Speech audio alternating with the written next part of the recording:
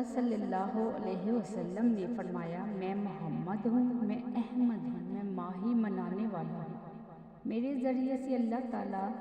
کفر مٹا دے گا، میں حاشر جمع کرنے والا ہوں، لوگوں کو میرے پیچھے حشر کے میدان میں لایا جائے گا، اور میں عاقب آخر میں آنے والا ہوں، اور عاقب وہ ہوتا ہے جس کے بعد کوئی نبی نہ ہو۔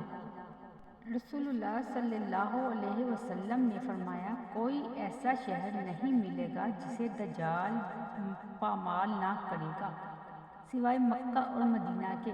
ان کے ہر راستے پر صف بستہ فرشتے کھڑے ہوں گے جو ان کی حفاظت کریں گے۔ پھر مدینہ کی زمین 3 مرتبہ کانپے گی، جس سے ایک ایک کافر اور منافق کو اللہ تعالیٰ باہر نکال پھینکے گا۔ رسول اللہ صلی اللہ علیہ وسلم نے فرمایا، جب بندہ اچھے انداز میں عبادت کرتا ہے اور پھر وہ بیمار ہو جاتا ہے تو اس پر مقرر کیے ہوئے فرشتے سے کہا جاتا ہے، اس کے عمل ویسے ہی لکھتے جاؤ جیسے یہ حالت صحت میں کیا کرتا تھا، حتیٰ کہ میں اسے صحت یاب کر دوں یا اسے اپنے پاس بلا لوں۔ رسول اللہ صلی اللہ علیہ وسلم نے فرمایا، سچائی کو لازم پکڑو اور ہمیشہ سچ بولو،